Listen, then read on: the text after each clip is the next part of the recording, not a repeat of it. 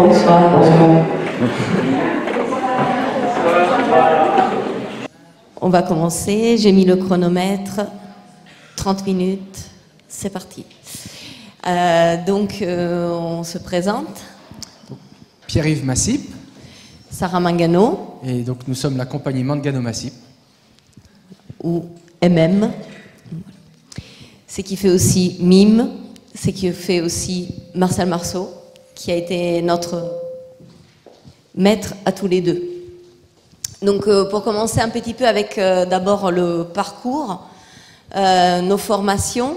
Moi à la base je viens de la danse classique, j'ai commencé à 4 ans et ensuite j'ai fait toutes les étapes jusqu'au Conservatoire national de danse classique et contemporaine en Italie. Et ensuite, en sachant pas très bien qu'est-ce que je voulais vraiment faire, je me suis retrouvée à l'école Marcel Marceau à Paris, parce que justement, je cherchais quelque chose qui était entre la danse et le théâtre, qui était aussi bien dans voilà, une grande expression du mouvement, le plaisir et la beauté du mouvement, et la recherche dramatique, le fait de jouer des personnages, de jouer des émotions, etc. Donc voilà, je suis arrivée à l'école Marceau où j'ai rencontré Pierre-Yves. Et donc moi, mes départs, ça a été ado de commencer le théâtre dans des ateliers chez moi, près de Paris. Ensuite, pendant le lycée, j'ai fait un bac théâtre et j'aimais beaucoup ça. Donc je donnais déjà des cours, j'étais déjà très créatif. Et je faisais du théâtre et en même temps pendant le lycée c'était un lycée autogéré, donc c'était un petit peu particulier. Je n'allais que dans les cours où je voulais aller et donc je n'ai été dans presque aucun cours. Les seuls cours où j'allais c'était le jardinage, le théâtre, le clown, le jonglage et donc pendant 3 ans j'ai fait tout ça. Et donc j'hésitais entre le cirque et le théâtre. J'ai été ensuite chez Fratellini, je voulais être clown, et Annie Fratellini m'a dit non, il n'y a pas d'école de clown, le clown ça s'apprend pas, tu fais du cirque, et si tu es clown, ben ça se verra, ça se saura. Voilà, c'était quand même déjà il y a quelques années, ça a un peu changé ce système-là. Ça m'a pas énormément convaincu, et j'ai vu que chez Marceau, on faisait du mime, de la danse classique, de la danse moderne, de l'escrime, du théâtre, plein de choses différentes, donc je me suis dit ça c'est parfait. Et c'était exactement comme pour Sarah, de manière un peu différente.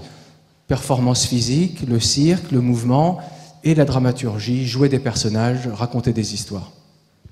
Donc on s'est retrouvés à l'école Marceau, tous les deux. En 94. Voilà, on en est sortis en 97 avec un diplôme et surtout du coup la possibilité la chance de rentrer dans la compagnie de Marcel Marceau, qui à l'époque avait formé une compagnie. On était 12 acteurs choisis dans différentes années de l'école, des années précédentes, et puis nous, vraiment juste, on venait de sortir, tout frais, on est rentré dans sa compagnie. Pendant les dernières 10 années de sa vie, on a travaillé avec lui, donc de 97 à 2007. On a fait 2 créations de compagnie et on l'a accompagné aussi en tant qu'assistant. Voilà, donc on le suivait dans ses tournées mondiales. Donc ça a été aussi un très bel apprentissage et ça nous a permis en même temps, comme on était déjà dans le métier, on gagnait notre vie, on était intermittent du spectacle, etc., de continuer à se former. Parce que dans ce métier, la formation continue est extrêmement importante. Et il ne faut surtout pas s'arrêter à la fin de la première école qu'on a fait. Et du coup, on a continué à se former. On a fait une autre école de théâtre, la plus classique, plus axée sur le texte et la dramaturgie, les auteurs classiques et contemporains, vraiment les écritures. On a travaillé le clown, on a travaillé la marionnette, le masque, tout type de danse possible et imaginable, le jonglage, la danse baroque, l'escrime, des tas de choses différentes qui, par notre curiosité naturelle, on avait envie d'explorer et on pensait qu'ils pouvaient nous nourrir et venir voilà, apporter une pierre à notre recherche artistique qui, depuis le début, était vraiment celle de trouver, d'explorer ce que c'est la dramaturgie corporelle. Et donc, on a vu par exemple que chaque discipline implique le corps d'une manière différente, raconte quelque chose de différent et presque un langage en soi, soit parce que c'est une référence culturelle, soit parce que ça utilise un type d'espace ou un type de représentation. Voilà, il y a quelque chose à comprendre dans la capoeira au niveau de l'animalité, du mouvement, de l'énergie, voilà, et il y a quelque chose à comprendre dans les danses de salon, dans la valse, dans le passo doble, et après aussi dans l'approche de tous les auteurs, et dans l'histoire du cirque, voilà, dans la marionnette. Voilà, tout ça, pour nous, fait langage, sont des niveaux de langage différents, comme on pourrait passer de la peinture à l'eau à la peinture à l'huile, et passer de la sculpture à la broderie. Hein, tout ça peut se croiser et entrer en résonance dans une créativité, parce que depuis le début, pour nous, le théâtre était forcément créatif, parce que pour le mime, il n'y a pas vraiment de répertoire. Et de toute manière, dès le début, même avant de faire nos formations, on faisait déjà nos propres créations. On a besoin, nous, de trouver notre créativité, donc de trouver les outils. Et tous ces langages étaient comme des outils pour développer notre propre créativité. Donc, par exemple, là, pour ceux qui sont un petit peu acteurs, nous, on ne fait pas tellement la démarche de travailler avec des metteurs en scène ou des compagnies déjà existantes. On cherche plutôt à développer notre artisanat du spectacle, donc notre propre, tout en étant curieux et tout en travaillant de temps en temps à l'occasion avec d'autres personnes, bien sûr. Donc Pierre et moi, ça fait 20 ans qu'on travaille ensemble à la suite de l'école Marceau, mais ça fait depuis 2011 qu'on a créé notre compagnie, donc la compagnie Mangano Massip. Justement, avant, on a travaillé avec d'autres metteurs en scène, dans des compagnies différentes, etc. Et on avait envie à un moment de revenir à quelque chose qui nous est propre, à notre recherche particulière, à nos racines, hein, qui sont celles justement du mouvement, du mime, de la danse. Du cirque et explorer, comme je disais, voilà, en profondeur cette idée de dramaturgie corporelle, car voilà, aujourd'hui tout le monde le connaît, le théâtre de texte, le cirque commence à avoir voilà, une place importante au milieu des arts du spectacle, mais voilà, le mime reste un art complètement oublié et un petit peu même méprisé par souvent tout simplement de la méconnaissance, par une image un petit peu voilà, figée de la chose. Nous, comme je disais, nous avons été les élèves de Marcel Marceau, mais ce n'est pas pour ça que nous reproduisons. Hein, c'est que M. Marceau a fait, c'est-à-dire le visage blanc, le travail avec l'invisible, la manipulation de l'invisible, une certaine pantomime assez voilà, comique. Ce n'est pas du tout notre recherche. Et pour Marceau, c'était clairement un travail, je veux dire, un choix d'artiste. Le visage blanc, ce n'est pas le mime, c'est son choix à lui. Sauf que, comme il a été le mime le plus connu pendant 60 ans, forcément, ça fige une image, ça fige l'identité d'un art. Sauf que cet art-là, ce n'est pas que cet homme-là, même si ça a été vraiment un très bel artiste, un très grand artiste. Cet art-là est beaucoup plus large et il y a énormément de choses à explorer. Donc voilà, nous, on essaye d'aller de l'avant dans cette exploration. Quelques images maintenant de nos différentes créations. Donc là, nous avons une création qui tourne, que nous tournons actuellement, pas mal, qui s'appelle Les Aimants. Voilà, Les Aimants. Là, par exemple, on a mis physical theater, hein, parce que, voilà, c'est très difficile de se définir, très très difficile, hein. C'est sans texte. Bon. Mais si on dit du mime, personne ne va venir. Oh non. Et les programmateurs ne vont pas acheter. Voilà. Donc, bon, physical theater. Pourquoi pas, hein, c'est du théâtre. physique, où le langage concret, c'est avec notre corps. Et on va parler du rapport d'un couple, et pour parler des matières, là on est vraiment sur le magnétisme, sur les aimants, comment on peut se prendre, se repousser, et comment ce couple s'aime de manière absolue jusqu'à l'impossible. Donc la passion aussi, l'envie, le besoin de solitude ou le parasitisme d'un amour absolu. Donc là, quelques images. Ce spectacle joue beaucoup avec l'invisible. Il y a peu d'accessoires. Tous les accessoires aussi se transforment. La table devient un lit. Voilà, chaque élément aussi est mime quelque part.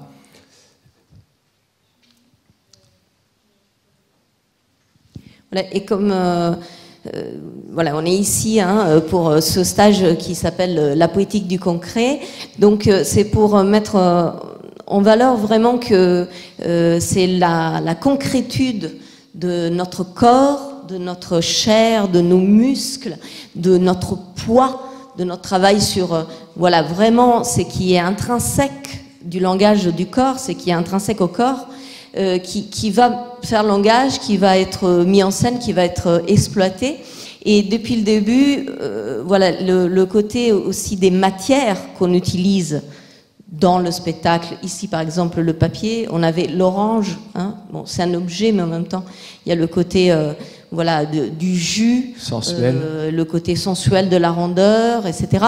Et effectivement, comme il disait Pierre-Yves, les aimants. Hein, donc, on a travaillé quand même avec cette idée voilà, de la matière aimant. Hein, on va interroger l'étreinte, le repousser, jusqu'à l'assassinat imaginaire, voilà, tous ces rapports de corps. Autre spectacle, Life in a Box. Donc, Life in a Box, c'est plus une recherche que depuis quelques années on mène. Ce sont des projets que l'on fait, parfois avec des classes d'étudiants, parfois avec des artistes professionnels. C'est encore un work in progress qui interroge un peu notre rapport aux nouvelles technologies et dans quelle mesure les nouvelles technologies changent notre rapport à l'autre, nos rapports sociaux et le rapport à notre propre corps aussi. Donc toujours cette idée du mime qui cherche à rendre visible l'invisible. Là, les nouvelles technologies qui, elles, tendent à nous rendre invisibles même à nous-mêmes. Donc comment est-ce que nous pouvons raconter ça, ramener ça dans un travail gestuel? Et peut-être même ce projet ne prendra jamais la forme d'un spectacle et restera un work in progress. Là, au niveau des matières, ça c'était une première recherche. On a beaucoup travaillé avec le papier. Donc, un grand cube de métal qui était recouvert de papier au départ comme une boîte qui évolue beaucoup, qui est l'occasion de beaucoup de métaphores. Et là, par exemple, pendant toutes les répétitions, là, c'est une recherche qu'on a menée pendant 15 jours avec un groupe d'acteurs professionnels. Et pendant toutes les répétitions, au fur et à mesure, le papier, on ne l'a jamais jeté. Donc, comme on déchirait le cube, on le refaisait, on le redéchirait. Donc, on a gardé cette accumulation, cette trace de tout le processus. On aime bien cette idée, nous, dans nos créations, que le processus est aussi important que le résultat. Le travail des corps, comme une matière en elle-même aussi, qui peut être métaphore de beaucoup de choses. Voilà, là, pour le coup, sur ce spectacle, un choix très fort était celle du cœur. Alors, malheureusement, économiquement, ce n'est pas si facile. C'est pour ça aussi que ça reste un petit peu un work in progress. Parce que, voilà, ça va d'étape en étape et de groupe en groupe qui nous donne la possibilité de travailler sur ce projet. Car, voilà, l'idée, c'était vraiment de travailler avec un cœur de corps. Donc, comment, pas le cœur de voix, hein, pas le cœur du théâtre classique, mais vraiment un cœur, voilà, un cœur de mime. Donc explorer cette dramaturgie-là. Là, ici, en l'occurrence, le cœur derrière joue les émotions du personnage devant. Donc ça peut se déployer, comme ça peut l'étouffer elle-même, elle peut être prise par ses propres émotions. Donc on essaye de rendre visible ce qui normalement reste à l'intérieur, donc non pas par les mots, mais là très, très physiquement, le cœur des émotions du personnage. Autre univers. Changement de registre. Archibald et Margaret. Donc là, on est parti d'un texte de la cantatrice chauve de Ionesco, qui justement va dans l'absurde du langage, et c'est un peu la même thématique que Les Aimants, mais version clown. Donc c'est l'histoire d'un couple toujours, d'une séparation peut-être, et là aussi d'un rapport fusionnel. Et là encore plus, les corps miment très concrètement. Là c'est le couple en voyage de noces en train de faire du tandem. Et on utilise beaucoup de portées, on se marche dessus parce qu'on est le décor l'un de l'autre, pendant le voyage de noces par exemple. Et ça donne... donc du coup là on est plus dans un langage burlesque, dans le sens cinéma muet presque. Hein. Donc ça, par exemple, dans ce spectacle, une dramaturgie qui nous a intéressés, c'était cette idée de corps-décor. C'est-à-dire que, voilà, un corps peut devenir le décor de l'autre, et vice-versa. Donc on est vraiment dans un, dans un rapport de portée, de se marcher dessus, de se manipuler, car voilà, on n'est pas forcément tout le temps personnage, on peut être aussi décor de l'autre. Je suis arbre, montagne, avion. Vas-y. Et l'hommage à Marceau. Donc ça, c'est une marionnette que Pierre-Yves a construite en effigie de Marcel Marceau, notre maître. Et voilà, en l'occasion d'un festival qui était en hommage à Marceau après sa mort, nous avons créé ce court numéro. Il dure 6 minutes. Voilà, là donc c'est un autre rapport aussi à la dramaturgie corporelle où voilà, on est en rapport avec une marionnette, avec un corps refabriqué, un autre objet. Là pour le coup c'est vraiment une marionnette, mais ça peut être aussi un objet, une matière. Ça c'est un projet sur Médée, où par exemple on utilisait de la peinture sur scène, on travaillait avec de la peinture rouge pour donner l'idée du sacrifice, du sang, etc. Mais qui devenait après un mirage en réalité du rite de sacrifice des enfants, car nous avions choisi de faire une version féministe en reprenant des versions pré-euripidiennes de Médée, où Médée ne tue pas ses enfants, où elle met en scène la fausse mort de ses enfants. Pour confondre Jason et le mettre face à sa propre colère. Un autre projet, Pim le clown, ça c'est une recherche très personnelle que j'ai fait sur beaucoup d'années. Et bon, c'est un clown, c'est Pim. Et c'est un clown, il ne sait pas qu'il est mort en fait. Donc il est dans le théâtre, il est dans une espèce de limbe. Et il faut qu'il accomplisse sa mission. Il ne le sait pas lui-même, mais il le découvre au fur et à mesure. Et pour peut-être enfin réussir à mourir pour de bon. Et là, la matière, il y a ce travail avec le rideau. Il y a beaucoup de tissus là. Le rideau, en fait, c'est une barre qui peut tomber, le rideau de fond. Et donc, toute cette matière, ce tissu, il y a beaucoup de paysages. Et donc là, j'ai fait par exemple toute une recherche vraiment sur la matière du tissu, sur ce que me proposait là, ça devient presque un agrès au sens cirque du terme. Ah si, en matière, il y a une pluie de tomates à un moment là. J'ai fabriqué, là on voit il y en a une sur. Il y a un moment il y a 200 tomates partout aussi. C'est des fausses tomates. Lancées par le public. Que je distribue au public et je deviens cible pour que le public achève le clown.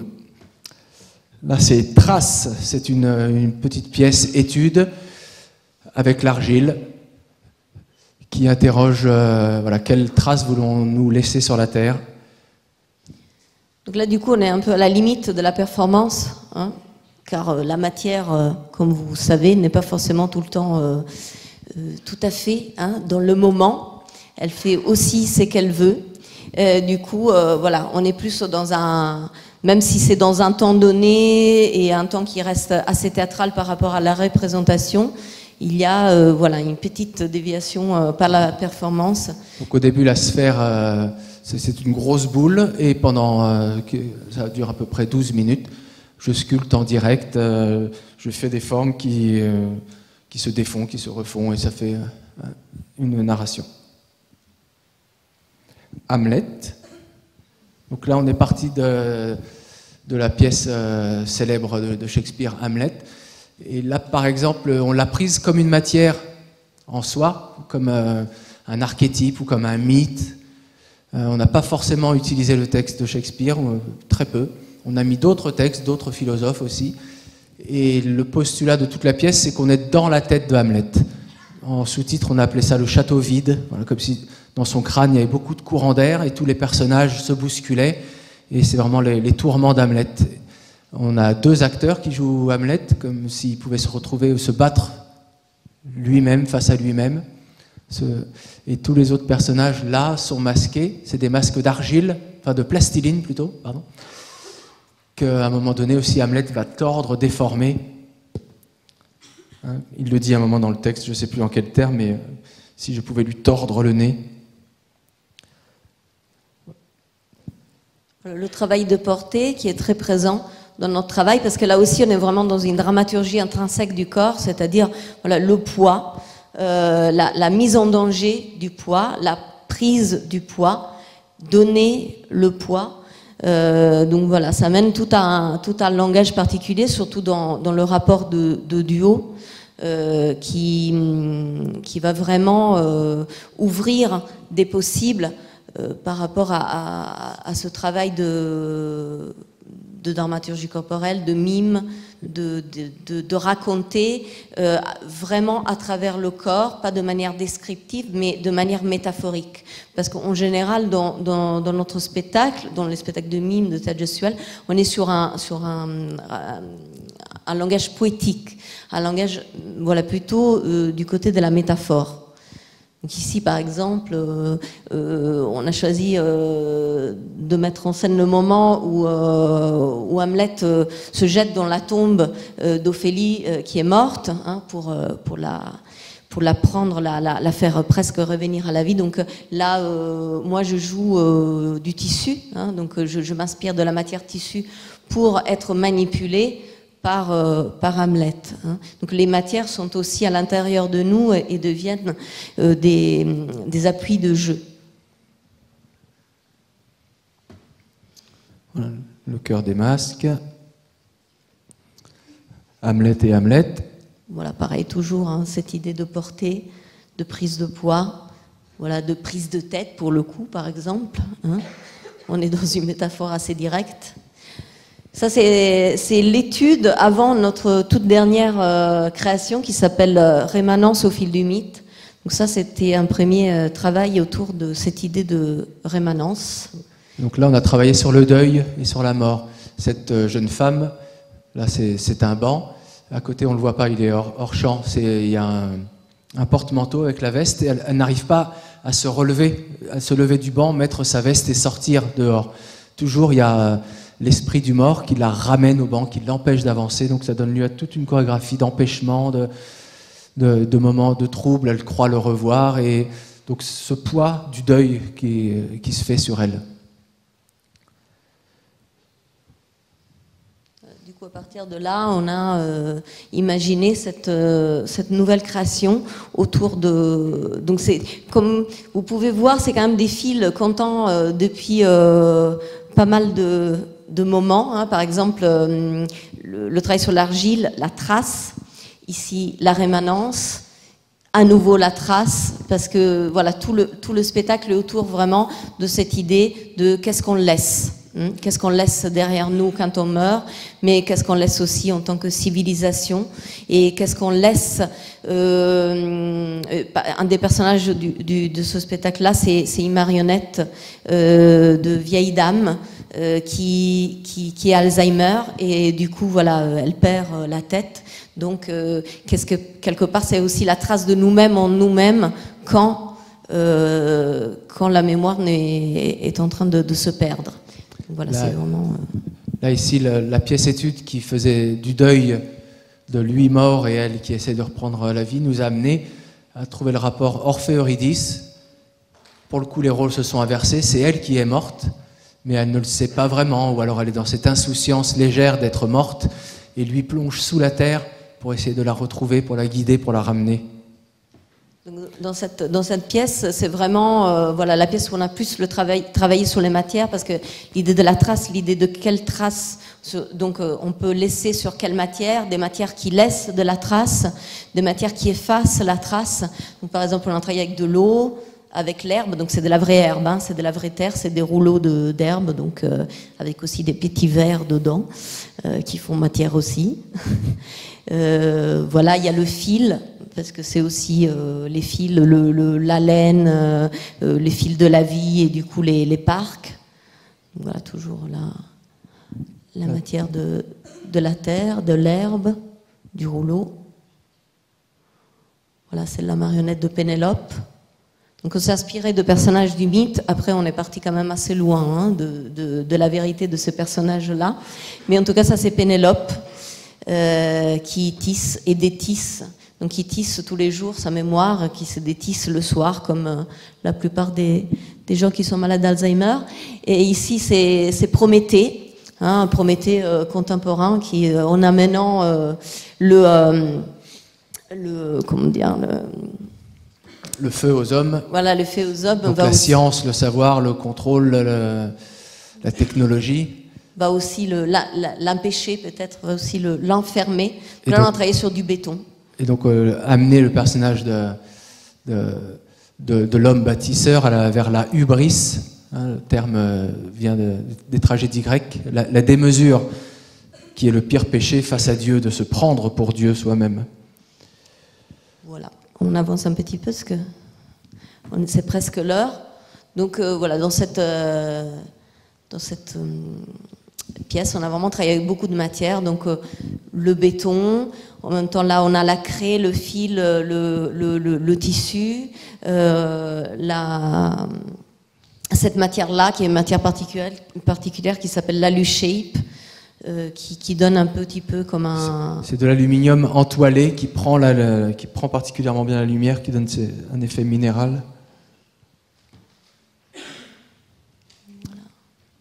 Et le béton pour de vrai. Et l'argile, voilà, là pour le coup, l'argile était devenue un ventre, le ventre de Pandore, d'où naît l'humanité. Hein. Donc c'est un petit peu une Pandore qui serait en train de se poser la question, est-ce que je vais vraiment donner vie à l'humanité, voilà, pour l'avoir peut-être détruite par sa hubris elle-même. Voilà. Un petit tour des tournées internationales de l'accompagnement de Gano Massip. Ici, en Corée. En Chine. En Chine. Apprécier le graphisme, on dirait Tintin en Chine. C'est génial. À Hong Kong. À Hong Kong. Voilà, en Italie. Voilà, c'était... donc notre travail, effectivement, est plutôt... on tourne beaucoup plus à l'étranger qu'en France.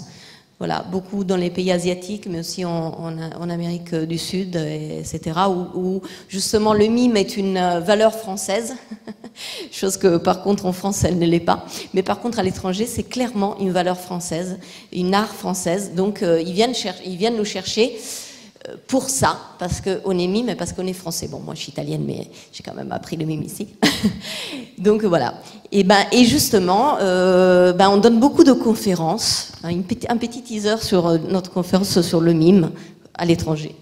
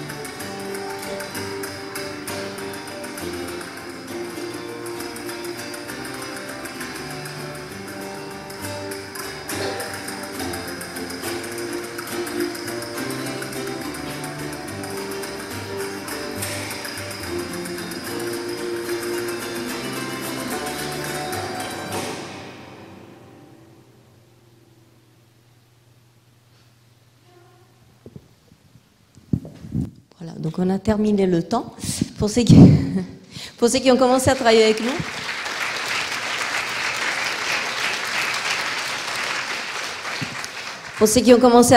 nous, ben là vous voyez, vous avez sûrement vu des choses qu'on a déjà fait avec vous, hein, et là où on va encore aller, parce que voilà, forcément, ça fait partie de notre pédagogie aussi. On enseigne ce qu'on pratique.